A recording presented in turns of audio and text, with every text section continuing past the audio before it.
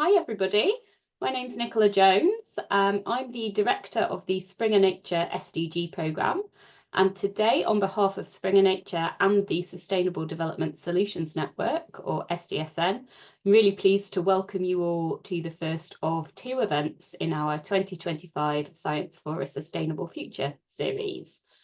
We have an expert lineup of speakers for today's panel on impacting SDG policy, the role of science and research in driving sustainable change. But before I hand over to them, just a few housekeeping points. So we're holding today's webinar in Zoom events. Please use the Q&A function to ask any questions that you have for our panel, and we will get to these towards the end of the session.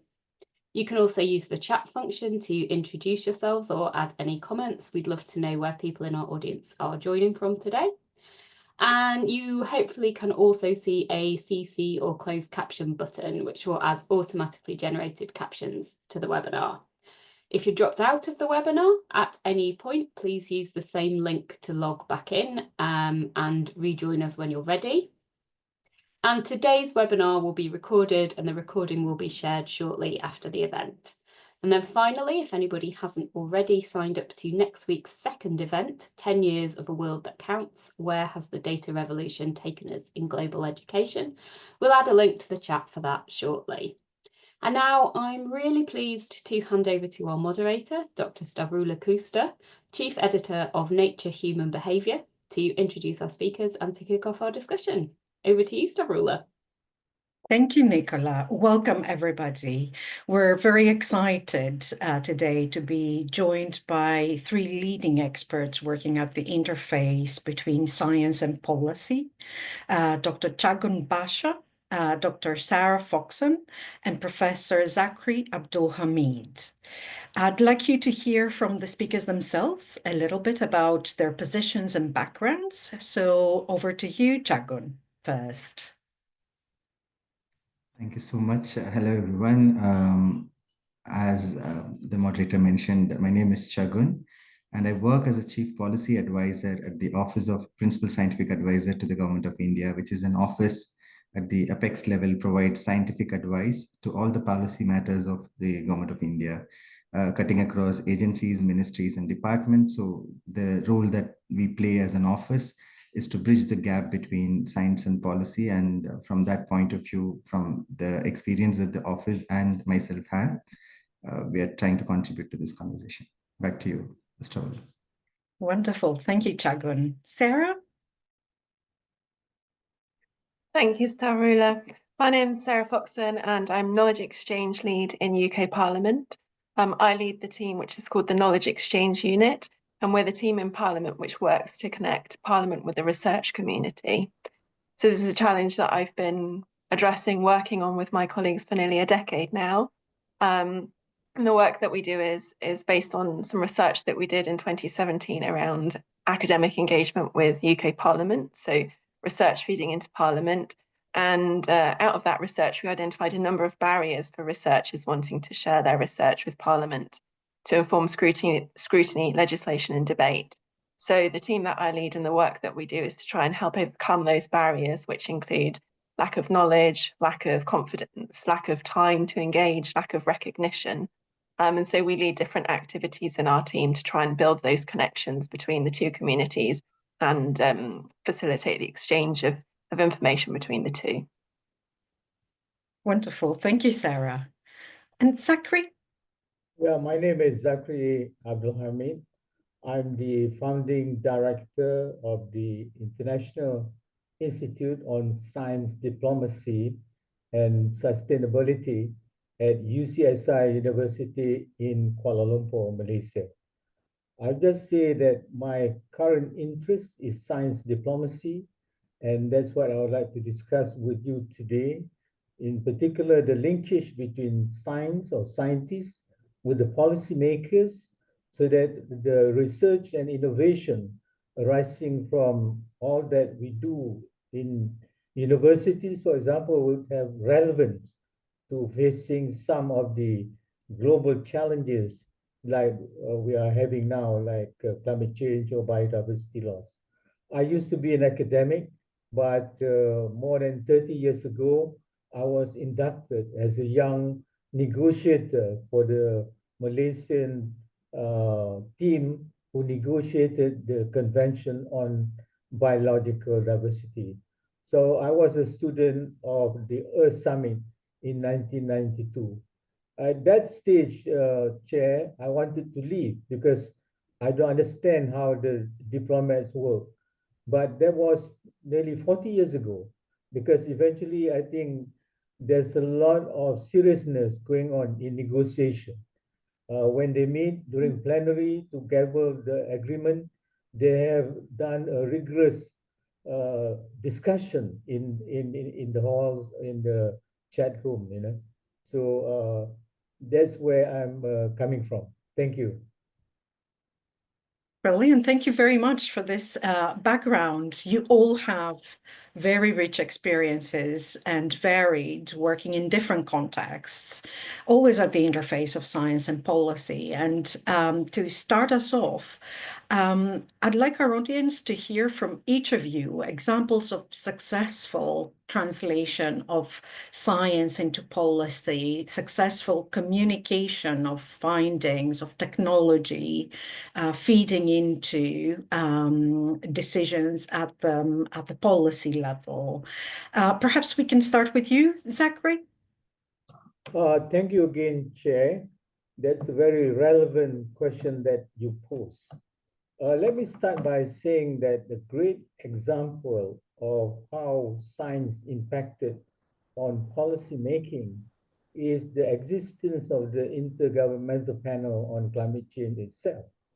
The IPCC advised the UN Framework Convention on Climate Change, and eventually you get all those agreements, in particular the Paris Accord in 2015. And that kind of science policy linkages is copied in the biodiversity framework, where IPBES, the Intergovernmental Platform on Biodiversity and Ecosystem Services, advised the UN Biodiversity Treaty. I know the letter very much because I'm the founding chair of IPBES from 2013 to 2016. So those two are the global examples of science policy nexus. But also recently, I've been studying this issue. One example is, for instance, carbon, what is that? CCUS, you know, it was generated through the interest of the oil industry. But of course, that is also arising from a need, okay, a need. But the IPCC cited the CCUS as one of the research output which can mitigate climate change. And today, I think it's being widely tried by many countries, including my own. In fact, in Malaysia, last March, we already have a bill, CCUS bill, in Parliament, endorsed by Parliament, which we are going to use to mitigate climate change. Secondly, I think, again, trying to solve these global challenges is how this sustainable aviation fuel is being used in the context of climate change or also biodiversity loss. So for a country like Malaysia, which is one of the mega diverse countries in the world, 1 out of 17, we have so much biomass, we have so much biodiversity, and we are trying to use that research, for instance, using microalgae to eventually produce sustainable aviation fuel.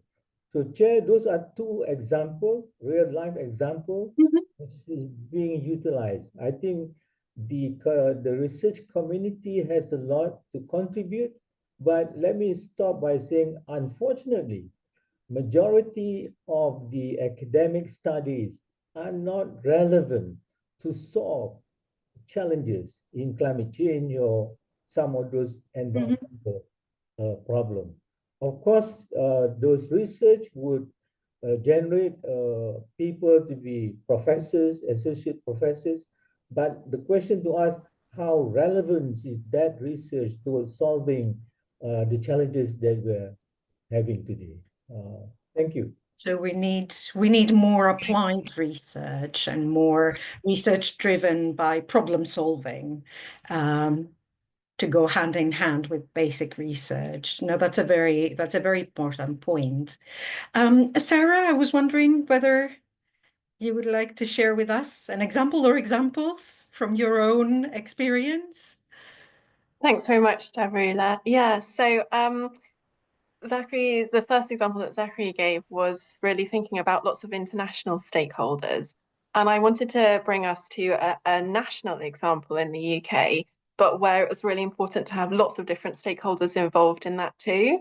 And so the example that I wanted to give was around a change in legislation, which happened in 2018, so a few years back now.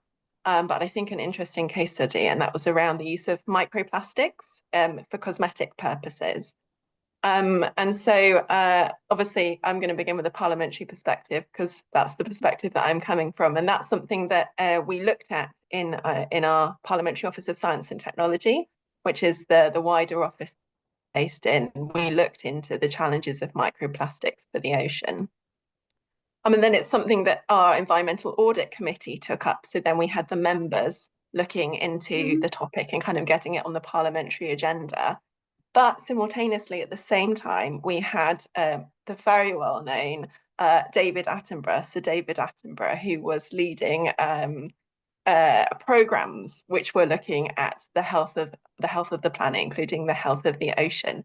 And so that was also getting it on the public agenda. And so I think it's a combination of those different stakeholder groups who were interested in and aware of the issues and the challenges around microplastics, particularly in this case in the use of cosmetics, that we had that push from the parliamentarians, so those people representing the citizens, but it was also widely publicised in the media. And so we got that citizen engagement too. And so all of that, I think, combined, although we can never be certain what led to that policy change, we can infer that kind of those different stakeholder perspectives and all of that combined, getting it on the agenda, led to a change in legislation banning the use of microplastics in cosmetics. So that's an example, I think, a concrete example. And I wanted to flag the benefit there of not just perhaps researchers engaging with policymakers, but the importance of also engaging in public debate and with the media and the press, and that multi-pronged approach to engaging. And then just to give you kind of another example, a second example, which is, it's not a concrete change in policy, but it's an infrastructure that we've put in place where we're beginning to see impact. And that's one of the things that we've been evolving in our team, where we're embedding academics in Parliament. So rather than having sort of just stopping at transactional interactions via emails, reading papers, those kinds of things, actually bringing academics out of universities for part of their time as researchers and having them conduct secondments or fellowships in Parliament.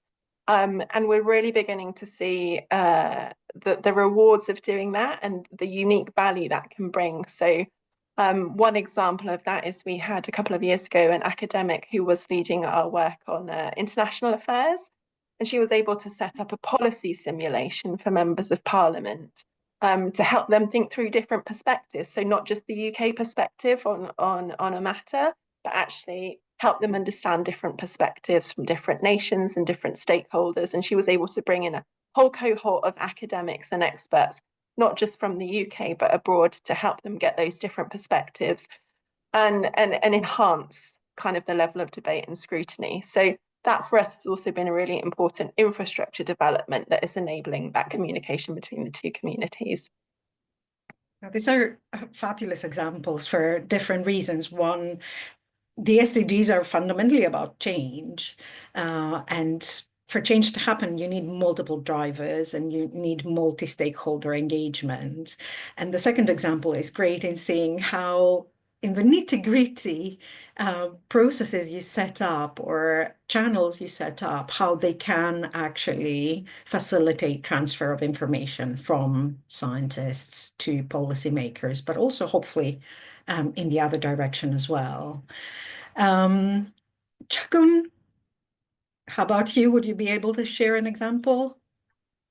Absolutely, yeah. I mean, listening to Tansri Zakri, who was, I think, one of the first, in fact, the very first science advisor of Malaysia, the Prime Minister of Malaysia had this position created, and Tansri Dr. Zakri was holding this position. So I remember the days where, in our region, where South Asia, Southeast Asia, science advice as an institutional mechanism getting into action. And that is to add what India, as we could see, did during the pandemic as a good example of science informing policy decisions, not on a very long-term basis, but on immediate basis during the crisis. I think science advice during the crisis is a very, very important aspect to consider when we talk of science policy interfaces. So the scientific evidence that accumulated during the pandemic and post-pandemic times, within the 2 to 3 years of duration, various scientific groups from various disciplines, not only from, let's say, life sciences and medical and other areas, but also in aviation industry, in engineering industry, in other places, generating evidences to frame something as what should a country's position be when it comes to certain policy instruments. And those were real world examples that we witnessed in India. And to a greater extent, it really helped in mitigating the negative impacts of the pandemic.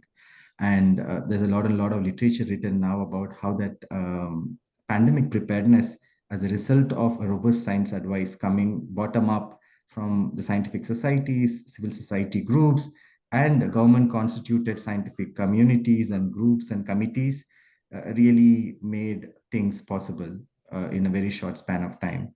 And that also resulted in formation of a national initiative called One Health Initiative, because the environmental health issues and human health issues and animal health issues all have to be looked together as a unison, and the complex interactions among them. And that, as a scientific input, as a scientific evidence driven by a lot of time series studies and pilot studies, has really fed into formation of India's one of the premier technology missions as of today, called National One Health Mission. Again, that's another great example how a national mission driven through a policy position, coming with a lot of scientific evidence and studies feeding into it. And that certainly addresses the developmental goal that also one could map it to SDGs. Now, looking at how Tansri Zakri's and Dr. Sara's comments about national and international example, here I would like to bring both together with this one, the One Health approach. Immediately after the pandemic, India held the G20 presidency. So there was an opportunity to bring that learning to an international platform and bridge the science advice at the international level. So as the initiative of India's G20 presidency, we had something called Chief Science Advisors Roundtable, CSAR, which is now happening for the third consecutive year under the South African presidency. In that first episode or first edition of that initiative, CSAR, we brought this One Health framework, what was as a learning to India, to the global stage to see what the other science advice mechanisms around the world had done. So 29 plus science advisors from 20 G20 countries and invited countries and international organizations, including the quadripartite of 4 international organizations, WHO, FAO, and others, sitting together and seeing that is it something that we can all build it together as a global science advice system for One Health approach. So it really culminated at a level where not just the learnings, both successful and the failures in between in the process, but also the benchmarking of that, so that to have interoperability among the partner countries, that really resulted as a policy implication out of this. Back to you.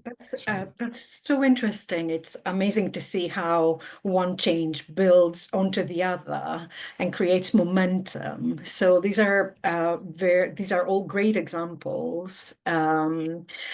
What I wanted to shift gears a little bit and talk a little bit about what are policymakers looking for at this point in time? With only 5 years to 2030, we're inching closer. How can we accelerate change towards achieving the SDGs? And what are international, national, and local policymakers looking for from scientists to help make change? Jagun, perhaps we can start with you. One thing is certainly the policy makers globally, the priorities might differ because of the context and region and all the external triggers that we are seeing as of today.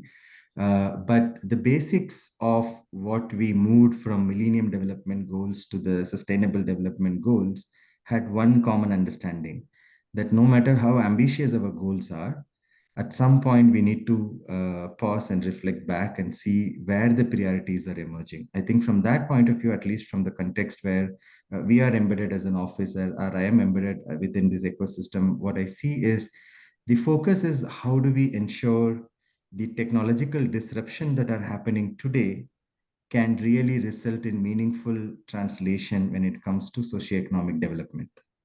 So after 2030, certainly multilateral organizations and countries together try to take a stock of, okay, what has actually happened under the SDGs and targets, and then to see, okay, what do we do further going on for another 20 or 30 years or 50 years. So when that happens, what I personally feel is the reflection is going to be primarily on the emergence of disruptive technologies and their role in achieving developmental priorities. Now, this positive connotation of disruptive technologies leading to addressing development goals is not very linear. I mean, that's how we want to understand, but that's not actually very linear. The policymakers' understanding is also such that the complex relationship of technology to development comes with some trade-offs. Start with, let's say, the digital divide that we see within societies or globally when technologies are being used by, let's say, multinational corporates to monopolize on certain sectors, how that affects certain societies, how the intellectual property and the capitalization of that is not equitably distributed among the communities across the world. All of those, for example, we can go on and on. I think the priorities will come on those lines rather than sectoral lines, is what I personally feel.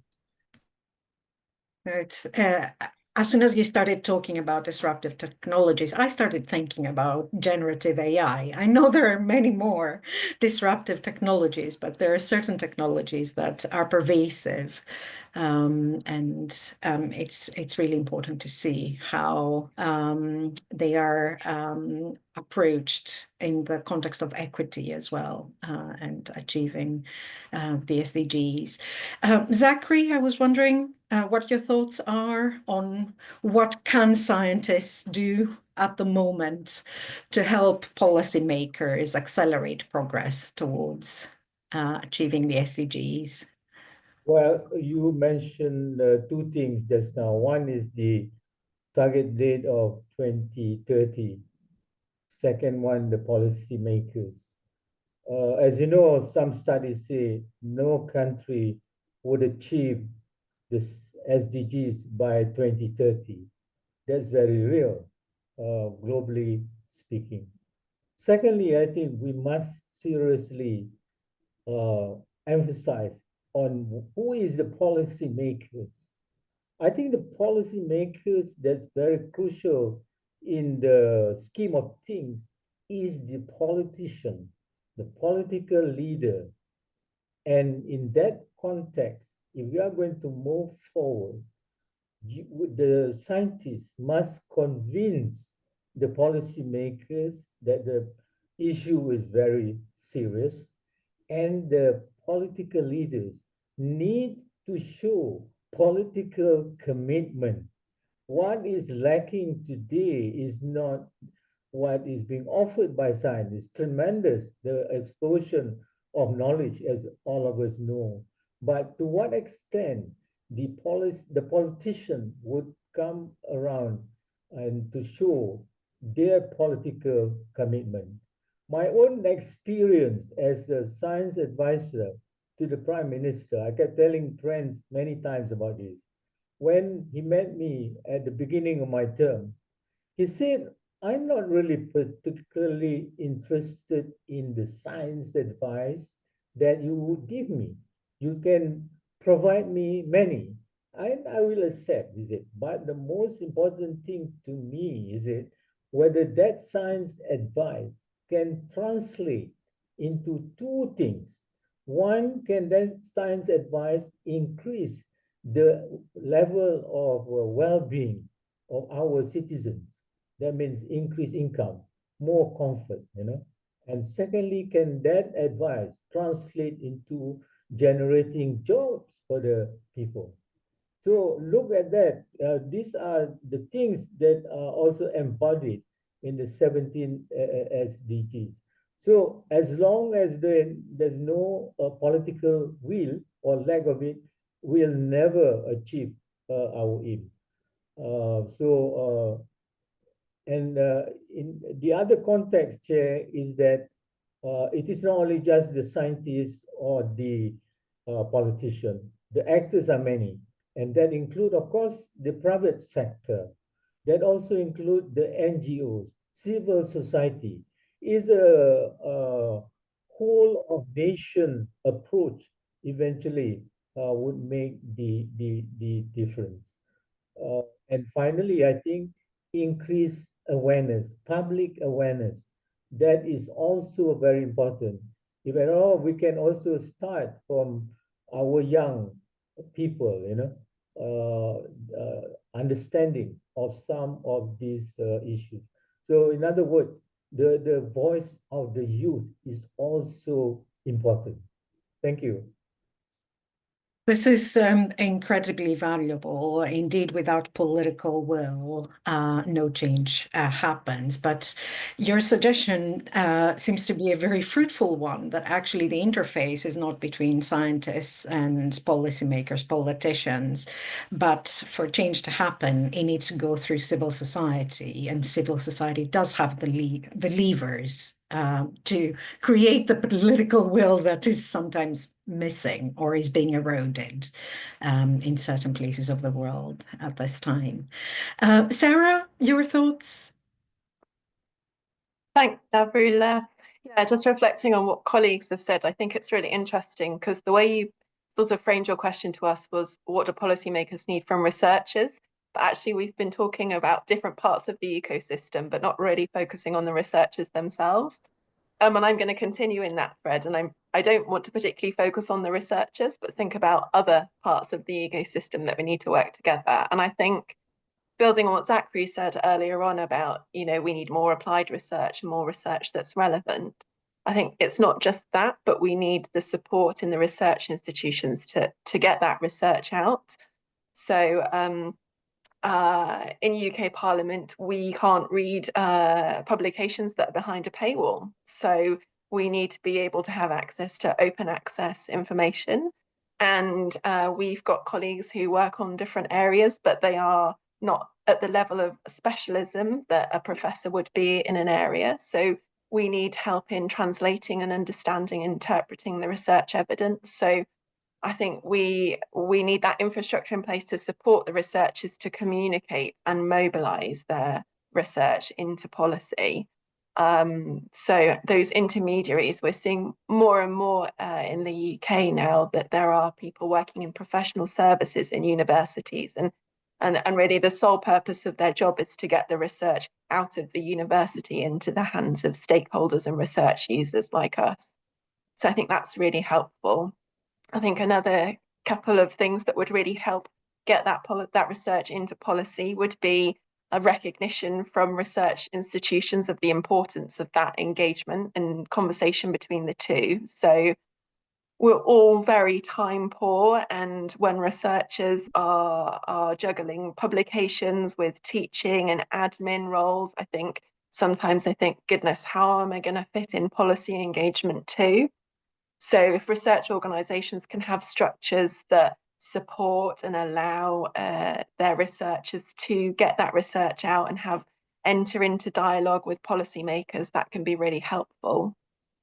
And then sort of just finally thinking about that research ecosystem, it's really, really helpful when the research funders share the same objectives and identify that it needs to be a priority that research has real world impact too. So again, that's something that we're fortunate that we see in the UK, that UK research and innovation is committed to research having real world impact, and we have structures in place which evaluate research and value impact.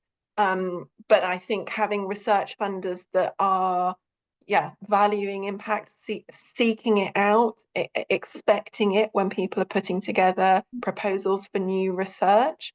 That means that researchers are doing the research which we know is going to be value for us, and they're going to be incentivized to work with us. So yeah, some more thoughts on kind of the need for different changes in the ecosystem, not just the researchers themselves to act differently. No, that's really important, because very frequently the conversation is around how can we incentivize academics to do more outreach, to communicate more beyond academic circles. But more is needed than just telling academics to go off and talk to policymakers. And that's exactly what your work involves, for example. And it's an entire ecosystem.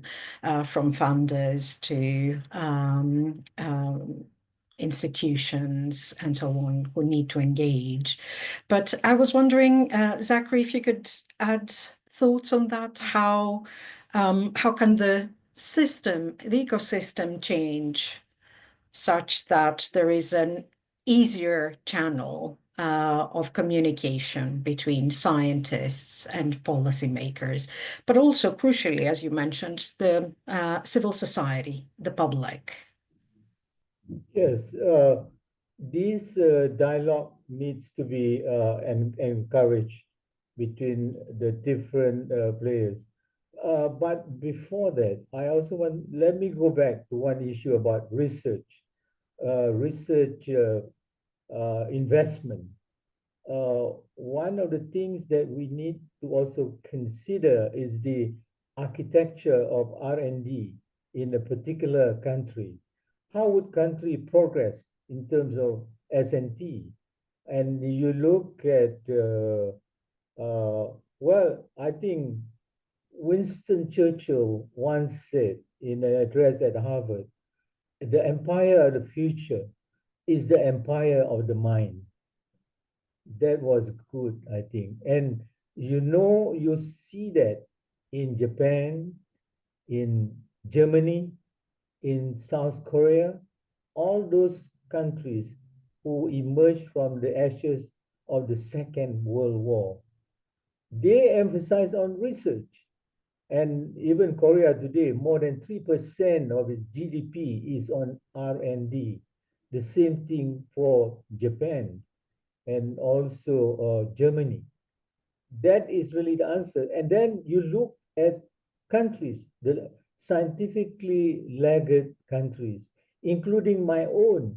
The investment of research, we used to have 2% of our GDP on research. Right now is less than 1%, 0.8% to be exact. That is a middle level developing country. We're still doing research. But if we look at some of the poorest countries in the world today, they do not invest in R&D. And that's one of the problems why they don't progress, why they don't improve economically. So that element, I think, has to be incorporated in our discussion. But of course, to answer your question directly, I think this dialogue among the different stakeholders needs to be generated. Again, I can cite one example of my country. We have now a group called Friends of Sustainable Malaysia.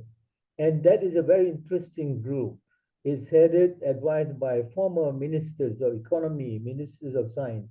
I'm chairing that group, but we have former civil servant, current civil servant, NGOs, firebrands. So that dialogue, I think haven't done enough. So we want to do more on that. Thank you. Thank you, Zachary. It's really a very important point to drive home that with limited investment, there's limited engagement, and similarly, very limited platforms for scientists to actually communicate with those having the power to make decisions. Chagun, I was wondering whether you could add your thoughts in terms of facilitating exchange of information. Yeah, I was just curious about the statements, particularly about open access journals, and Dr. Sarah talked about. And so that makes me go to the direction in which I think many would agree that the access to knowledge, where we try to use the knowledge to inform policy choices and program planning and many scrutinies and evaluation. So the basics there, the basis and the access to knowledge and availability of that. And the question is just a particular country generating an amount of knowledge, is that what made that country to access to that particular knowledge to have things influencing policy, or the global knowledge to have everybody to take informed decisions? I think when we think of science and advice for sustainable development, and like science informing policy choices for sustainable development, the knowledge in general has to be available. It's much more than what the other form of support global community can give it to a community or a country which is less in terms of having access to knowledge. Like, for example, if there is an outbreak in some parts of the world, whichever continent that is, if the advanced knowledge in terms of scientific protection and ecosystem and infrastructure exists in other part of the world, if that knowledge is made available, then I think the amount of positive impact that is going to be there in mitigating the impact of that outbreak in a particular society is much, much higher than doing any other kind of partnership or help or aid or any of those. So that, I think, is a very interesting line of thought to ponder further upon, not just in this webinar. Another thought in terms of facilitating this exchange is beyond the traditional channels of communication, because the traditional channels of communication we know have lot of challenges. Like, for example, a faculty member or researcher certainly is not having the bandwidth to engage in, let's say, translational work, to communicating the hardcore peer reviewed scholarly science to comprehensible policy insight, let's say. And that's a huge task. And I think offices like ours are in the UK Post, and they're trying to do that work. But if you look at the size of those offices and the size of the scientific publication that are produced globally, I don't think we could meaningfully do that to all areas of science and all questions that are asked at the policy side. So how do we use multiple channels and tools and techniques to translate it in a way that it really channelizes towards what is exactly needed to take decisions with information that is adequate? I think those are things that we probably could focus more on in terms of uh, making meaningful engagement between the science and the policy in general, not just about scientists and policymakers. These are great points, and I'm hoping we can elaborate more over the general question. I want to make sure that our audience gets the opportunity to also ask questions. Please do continue adding your questions to the Q&A channel. But I saw a very interesting, the first question that popped up in the Q&A is one that I'm very interested to hear your thoughts about. How can policy be used to influence how the private sector is involved and what they're willing to spend funds on? A lot of research is funded by the private sector who have agendas focused on profit. Is there a way that policy can be used to encourage some of their resources more collaboratively? So a key question. I was wondering who would like to take this one. I can go first, and certainly there are thoughts both Professor Zachary and Dr. Sarah can add. I mean, isn't that the ultimate aim that all the governments want? Like, how do you ensure that even the private investments are aligned to what as a public policy priority that we set? I think that's the golden target, I would say. But how far one could do it, there comes the detailing and challenges and stuff. Can science advice help in setting the priority for private investment that where it should be? It certainly can, is the immediate answer. And that's what I think many of the successful policies across the world have done it, but successful science funding and research policies have done that. However, 100% channelizing it towards public policy priorities is practically also not possible, because the private industry are running because they have a business ecosystem to serve to, and the profit is something that they thrive on, and that's how jobs are created, new forms of industries are created, even philanthropic resources come from profit making successful businesses. So certain portions of it certainly will not be tuned to public policy priorities for developmental priorities, whatever the national governments or regional government sets in. But certain components of private investments to go into developmental activities or aligned with what is set in national policy priorities or international sustainable development priorities can be done if we use the policy choices carefully, which are primarily incentives in some cases. In some other cases, it are through regulations and mandatory clauses and stuff like that. Those are two really important levers there, incentives and regulation. Any other thoughts from our panel, from Zachary, Sarah, on this? Well, in fact, I cited at the beginning of my intervention those two research products that's developed by the private sector. The CCUS is one of them, and now currently the sustainable aviation fuel. Those are needs which are being addressed by the private sector, but eventually it has to be a collaboration of the private sector and the government or even the universities. And many of the issues today eventually would gravitate not only poverty alleviation, but for socio-economic gains. So when you talk about socio-economic gains, the profit itself, the private sector are all ears, I think. But of course, the government has to be in full throttle. There should be guidelines, there should be laws, there should be regulations, so that the private sector cannot do things as they please. So there must be rules to the game. But just to respond to this question, I think there's no issue about the need for the private sector to work closely with the government and society at large. Thank you. Indeed.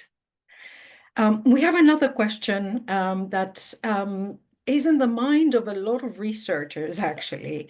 How can researchers ensure their complex findings are not just scientifically robust, but useful and clear enough to help with real policy decisions? And I think, Sarah, that's a question that must be at the heart of what you do, partly at least. Yeah, absolutely. So kind of reflecting on some of my observations and the way we've tried to help researchers previously, and my background is in academia as well. I think quite often the conclusions of an academic journal article are, and therefore we need more research on this topic. And I think researchers feel very comfortable sharing that message with policymakers too. So they might explain the findings from their research, and the conclusion is, so what we need is more research. That's not particularly useful for us. We don't want the focus to be on the need for more research. We want to know what you know with the research that you've done. So I think we find that sometimes researchers are very nervous about making recommendations It's all about being as objective as possible and identifying and representing the evidence. But what we find really helpful is if researchers can be very clear in what they would like to see happen. When I've worked with researchers before and asked them to think about their policy pitch, you know, the classic, you're stuck in an elevator with the minister for whichever department is relevant to your research, and we get them to have a go at a 2-minute spiel. I think, as I would have done when I was a researcher, researchers tend to start by talking about, this is what I'm working on, these are the theories, these are the methods, this is how I'm collecting data. And the lift has already arrived at the destination before you've understood what the purpose is and what the solution is that the research is trying to solve. So we flip that on the head and we say to researchers, tell me the so what of your research. Why are you doing the research? When you're starting talking to policymakers, please don't start with the methods and the theory and the data collection, because we might not understand that because we're not experts, but tell us what change you need to see and then underpin it with the evidence that you've got to support it. So leading with what difference you want to see and what you want to see happen, and then backing it up with the evidence, reframing it for that audience. For us, that's really helpful. So completely turning the narrative on its head, basically. We keep the best for last as scientists, but that's not how it works in policy. We have several very, very interesting questions. I have another here that's a great challenge. I know there is not going to be a single answer to this, but one of our attendees asks, what's your view on how to harmonize policies and activities from different countries and move to a more cohesive strategy at a global level? So the SDGs are in and of themselves an effort to do that, but I was wondering what more can be done, like our speaker.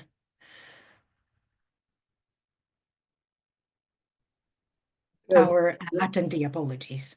Zachary? Yeah, there's a lot to be done. There must be a lot to be done. And the SDG is the SDG number 17. And you should also recall what Gordon Brown mentioned when the publication by the Royal Society in 2010 on science, new approach to science diplomacy. He said the problem is multi-pronged, multilateral, multi-sectoral, and multilateral. So no country can solve it. So we need a lot of collaboration. But of course, there is a lot of collaboration already. There's so many societies out there, but I want to mention two. One is the International Science Council. I think it is playing a very powerful role trying to bring together academia or the scientific community with the policy making world. The other one is this INSA, the International Network for Government Science Advice, led by Sir Paul Bergman of New Zealand. You know, science advice for the policymakers. So those two things need to be improved, need to be elevated, so that we can eventually, at the very least, try to speak with one voice. You know, but of course not to be intimidating. And then to do that, Chair, I think there's one aspect that we must remember, at least from the expert community.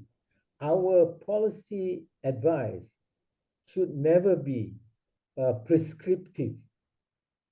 It should be policy relevant, because those policymakers, the politicians, they're very smart people and they're willing to listen to us if only we can make our narrative interesting, understandable, you know, and precise. Thank you. And then they can use the information to fit very different needs, the needs of a very different world.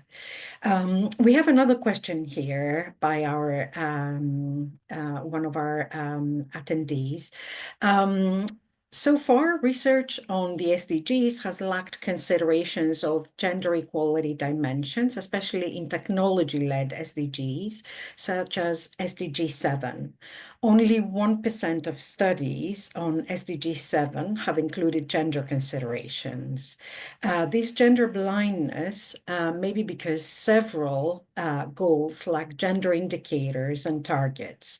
What needs to be done in the future to mainstream gender into both research and policy on the SDGs to make sure that the goal of gender equality is achieved? Chagun, I know that you are very much into the technology sector, and I believe you come from that sector as well in terms of your training. So it would be great to hear from you on this. No, this is very much of a topic that we also work on. That's why I immediately unmuted myself.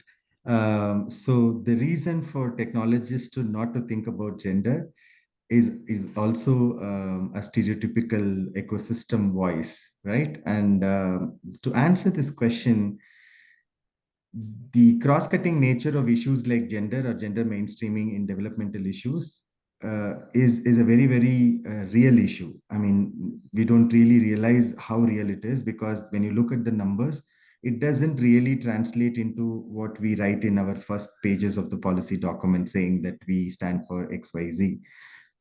This is to say that if we have disaggregated data on diversity, equity, and inclusion, on aspects of not just science and technology policy, but on sectoral policy that impacts the, let's say, the outcomes, because the underpinning nature of those sectoral policies and their outcomes have, one way or the other, technological drivers.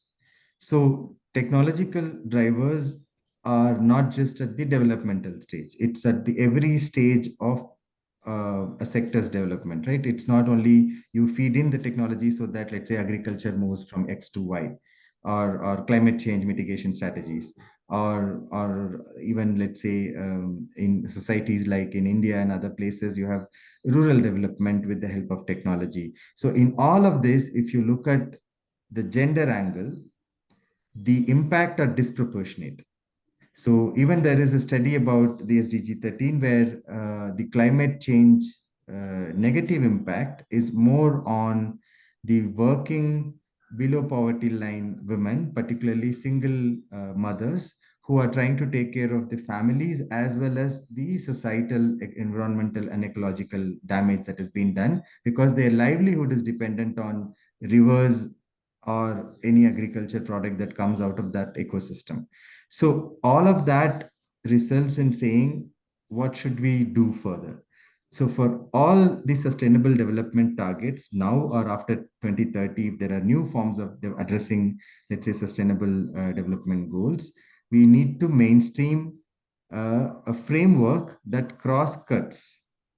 And in our work, what we do is a disaggregated data collection at every stage of policy and program planning on DEA, diversity, equity, and inclusion, to ensure that whatever we take as a module to work on, we apply that framework with that lens. And then to see, okay, does it make sense if you want to consider the stakeholders to be involved and the beneficiaries of that work? I think that is a very low-hanging fruit and an easy to achieve target. I don't think we need any financial implications there to mainstream this. That's very important.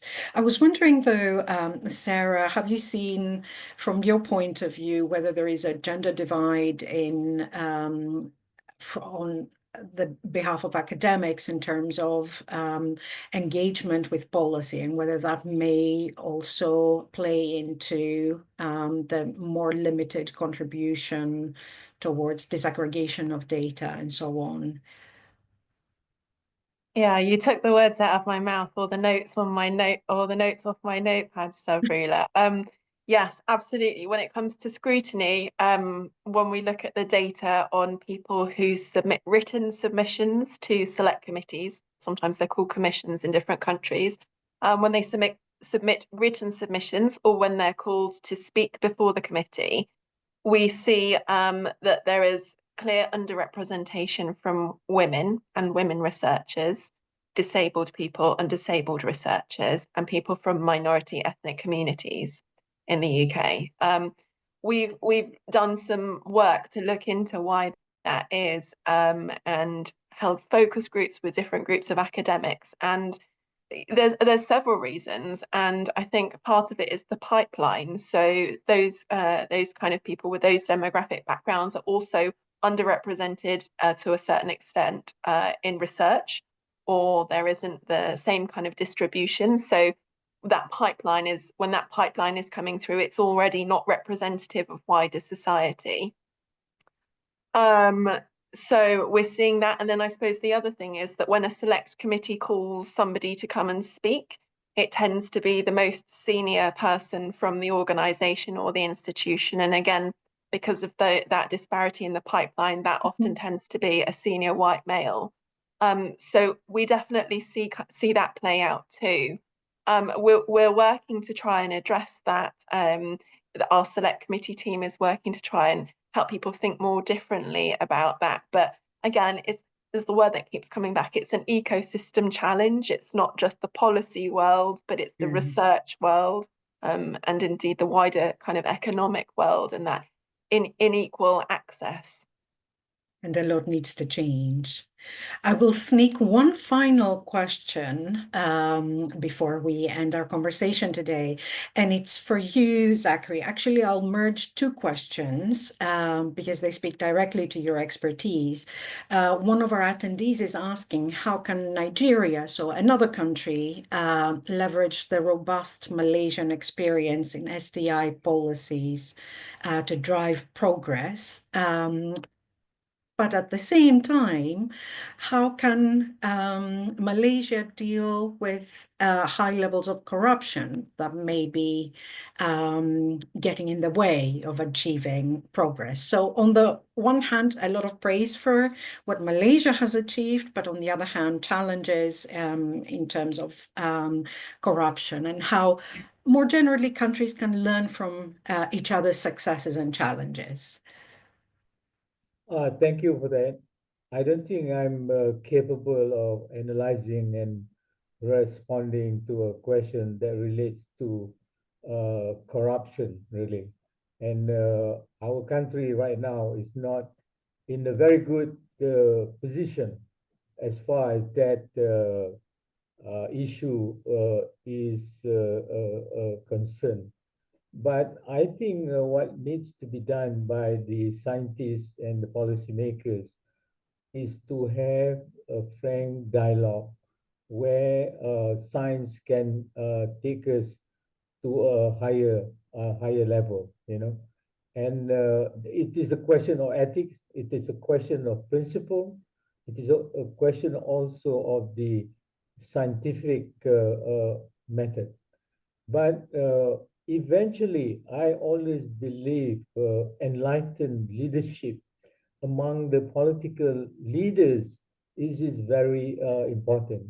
And it's true when Nigeria is compared to Malaysia, our country may be a bit more advanced economically, socially, you know, and that entails a frank discussion among members of society. And if we need to address corruption in an honest way, we need to do so in an open, transparent manner. And the scientists themselves also shouldn't ever subscribe to corruption, you know. But to me, again, it's the politic. I look at the politician as the main player of whatever we want to do to achieve the SDG. Scientists, the expert, can only advise, can only point the way forward, but it's really the political leaders who would make a lot of difference. Yeah. Indeed, I'm sure we are all agreed. Thank you so much. I'm very sorry we couldn't get to all of the questions, but the discussion has been hugely enlightening and very, very varied. I'm sure our audience learned a lot. And I wanted to thank all of our speakers for being with us today and our audience for their excellent engagement. Thank you very well. Bye-bye. I hope you have a lovely rest of the day, whichever part of the world you are. Goodbye.